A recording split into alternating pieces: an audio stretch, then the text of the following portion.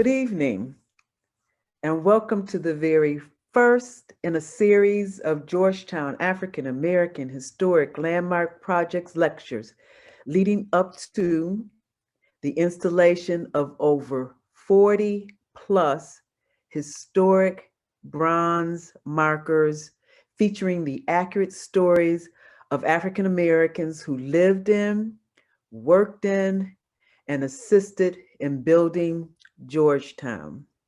My name is Andrina Crockett, and I am the founder and president of the project. The brief background and updates on the project. The project was started in 2017 when Georgetown University announced the sale of 272 enslaved to keep the university operational. That's 272 enslaved. Of course, we asked where did they live and what was their role, and got an answer, but it didn't satisfy us. So we went searching for where the African Americans lived on Georgetown campus and in Georgetown. Luckily, there was a book, Black Georgetown Remembered, written by Janet Lesko, that provided the outline for our project. In 2017, the United Nations designated Georgetown Waterfront a UNESCO Site of Memory, and we will be building a memorial on that site. Installation of the 6-inch markers will begin next Saturday, the 21st of November. And this is a 6.5-inch marker, which designates buildings with significant African American history, both enslaved and enslaved, or buildings that were owned by African Americans in Georgetown. We start out with our logo, and I have to acknowledge the L'Enfant Trust easement project, which also has markers in Georgetown. They encouraged us to design a marker, a logo that was more indicative or more reflective of our heritage. We went to the Adinkra Symbols, and I'm sure you recognize the outside circumference being Sankofa, which means go back to your past and learn from your past. The inside circumference, Nia Orinum Sua, which means he who does not know can know through learning. And in the center, the symbol means reconciliation. There will be three designs: roadside, wayside at a 45-degree angle, and then on the Market House at 3276 M Street, there will be a plaque affixed to the wall. This is Yarrow's markers layout. The black will be polished and raised. The text will be polished and raised, and the logo will be in the center. It will be polished on a brown background. I want to thank the Philadelphia Museum of Art for giving us permission to use this painting of Yarrow, done by the presidential portrait painter Charles Peale in 1817. It will be made into a porcelain tile and embedded in the marker. The map just shows the sites of the public space markers. There will be 20 There is one missing because it's off the map. It's located at the grocer, the nursery in the 4900 block of Reservoir Road. Before I introduce our speaker, I just wanted to remind everybody we will be having these virtual happy hours once a month. In February, we'll probably double up from 7 to 8, the third Tuesday of the month. Jim Johnson, our guest speaker, he gave me 2 lines to introduce him, but he is worth more than 2 lines. He said, Jim Johnson is a lawyer, writer, journalist, and lecturer in Washington, D.C. And he is the publisher of 4 books. But it is one of those books that we are focused on, and his research and the time spent on writing this book is unparalleled. From Slave Ship to Harvard, Yarrow Mammoth, and the history of an African American family. Freed at age 60 after 44 years of enslavement. Mr. Johnson is going to tell you what he accomplished. The Library Journal describes the book as a historical narrative, part genealogical detective work. His book will appeal to a range of academic and general readers, especially those interested in race relations in early America. The Metropolitan Museum of Art states this book is in turn disturbing and elevating, horrifying and inspiring. It is impossible to ignore. A masterfully researched detective story with a wealth of detail about the rise of an African American family. And lastly, a mammoth story is of Islam in early America, slavery in the nation's capital, and or the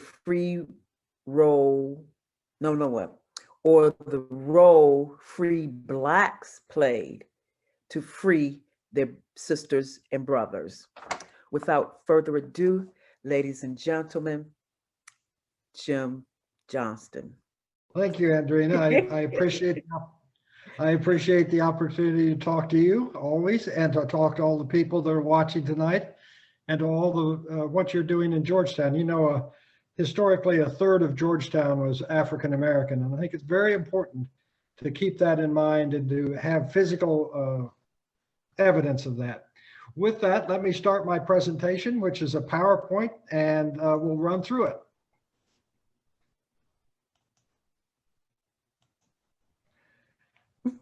The book is From Slave Ship to Harvard. I'm sorry, this is starting at the very back. We'll have to go back through this, all the way back through the slides. You're going to run through these slides backwards. And when I did this book, I'm just going to first, people ask me why I did this and how I got interested. And this is the way. I was at the Georgetown Public Library researching a book, and I was in the Peabody room. And some of the pictures, such as this one, actually were taken the day these things happened. And I stood up from this desk right here, and I looked across the room to that portrait, and it said in the bottom right-hand corner, Yarrow Mammoth by James Alexander Simpson, 1822. And I thought that was pretty interesting, since Georgetown is generally a lily white area in most people's minds. So I went home and Googled the name, and I got this portrait, which was by Charles Wilson Peale. A friend of mine was the director of the National Museum of American Art, and I asked her about this man and these portraits. She said, I don't know anything about African American portraiture, but I can tell you that any portrait of an African American prior to the Civil War is rare, and you have two of the same man, so you might do something. And it took 8 years. And I decided when I finished to tell the story as a story of race in America. And with that, I start with tobacco. We think that slaves were brought to America for cotton, and that's not the case. Cotton gin wasn't invented until 1795. The slaves started coming in large numbers to Maryland in about 1700. And it was because of this tobacco plant, because it was the cash crop that would buy goods from England. And it started in Jamestown very early on and spread to Maryland when Maryland got founded. And so the whole goal was to raise tobacco and ship it to England. At first, they brought in indentured servants and convicts from the Great Britain. But then, as I said, by 1700, they began turning to slaves from Africa. Tobacco had to be, the whole point was to get it to Europe for sale. And so what they would do would put it at the end of the growing season, cure it and put it in these hogshead and roll it down to a body of water where they could float it down on a skiff to some port that would handle sailing ships. But if you roll it more than 10 miles, it ruins the tobacco. And therefore, as a result, when you look at a Google satellite of Maryland, you can see the water areas, the Chesapeake Bay, these rivers in Virginia, and the Potomac River. And so all of these tobacco plantations had to be within 10 miles of one of these bodies of water. And they kept going up the Potomac until they got here, where there's a 40-foot deep hole in the Potomac. And this was the last tobacco port on the Potomac. And we know that today as Georgetown. And that 40-foot hole was dug by Rock Creek, and there's the Kennedy Center. So tobacco explains both why there were slaves in America and also why the capital of the United States is located where it is, because it was close to George Washington's Mount Vernon and just east of the tobacco port, Georgetown. As I said, we're trying to get goods to England. We'd send tobacco to England and bring in goods from England. And in Bladensburg, this house still stands. It's Bostwick. And it was built by a man named Christopher Lowndes, and that's Lowndes. And he was an importer and exporter. He'd export the tobacco. He'd import pins, hammers, nails, everything you needed and sell it. And again, this is in Bladensburg. But he also imported slaves. And in fact, the Lowndes family were big slave traders, transatlantic slave traders. This is from the Transatlantic Slave Trade Database. If you've never been there, it's a great resource. But there were 4 Lowndes brothers, Christopher here and another brother here. He had a brother in Liverpool, which was the center of the English slave trade, and a brother in St. Kitts, which was kind of a switching point. The slave ships would come from Africa, and when they got to St. Kitts, they would be told where the best market was. If you go to the Transatlantic Slave Trade Database, you will see that one of the Lowndeses was involved in ships over a period of 40 years that brought over 10,000 slaves to the New World. They were the second largest slave traders in the colonies. And in fact, Christopher Lowndes' son, Francis, as you can see here, actually captained 3 slave ships to Africa. So they got their hands very dirty. Francis Lowndes built, this is Tudor Place in Georgetown. You may know it's fanciest house in Georgetown. Francis Lowndes was responsible for this part, and then when they sold it, the Peters built this part. But this very fancy Tudor Place was built by money from the transatlantic slave trade. This man is Benjamin Stoddard. He married Christopher Lowndes' daughter. He was the first Secretary of the Navy under John Adams. So this is how high up in the government of the United States the slave trade went at that period of time. The ship they used commonly was called a snow, S-N-O-W or S-N-A-U. It was a shallow 2-masted vessel. I call it the Federal Express of the slave trade because it could sail up the rivers of Africa and buy 5 or 10 or 20 slaves here. And then when it got a full ship, it would sail to America or to the Western Hemisphere and sail up the rivers there and sell them to the plantations. And as I showed you with that Google Earth shot of Maryland, there were rivers, all these plantations were on some kind of river, so the slave ships usually could deliver the slaves right to the plantation. This is how a slave ship captain described the ships and the conditions. The slave lodging rooms below the deck are sometimes more than 5 feet high and sometimes less. And this height is divided towards the middle, for the slaves lie in 2 rows, one above the other, on each side of the ship, close to each other, like books upon a shelf. I have known them so close that the shelf would not easily contain one more. Cramped for want of room, the slaves are likewise in irons, for the most part both hands and feet, and 2 together, which makes it difficult for them to turn or move, to attempt either to rise or to lie down without hurting themselves or each other. And the slaves would be kept below decks for the entire voyage, which would last anywhere from 1 to 3 months. Many would die. It was said that on the open ocean, a slave ship could be smelled for a mile away because of the terrible conditions on the ship. That was written by this slave ship captain named John Newton, who after 3 voyages got sick of it and became an Anglican minister. And in fact, he was the religious force behind the move in England to abolish the slave trade. And he also was a songwriter, and he wrote the hymn Amazing Grace, which is one of the reasons it's become a symbol and a song for human rights around the world. Yara Mahmood now. And when he was in the early part of the 1700s, he was a Fulani Muslim, and they were in Mali, and they began moving to the coast of West Africa. And when they did, of course, they ran into religious wars with the indigenous populations in these countries, mainly Senegal and Guinea, to some extent the Ivory Coast. And these wars broke out. And when they did, the Fulani, who had organization, European weapons, and alliances with Europeans, usually won. And when they won, they take their prisoners of war and sell them to the slave ships. But sometimes they lost. And when that happened, they got sold to the slave ships. And so that's how Yara Mahmood, a Fulani Muslim, got into the slave trade to America. Now, when John Newton and others tried to get Parliament to abolish the slave trade, they developed this drawing, which shows these terrible conditions on the slave ship. But as I was writing the book and doing my research, I knew one thing. I had a portrait of one of these slaves, and therefore, throughout my research, I focused, and this presentation, I try to focus on portraits. And therefore, there's this portrait of Ayuba Suleiman Diallo. He was another Fulani Muslim.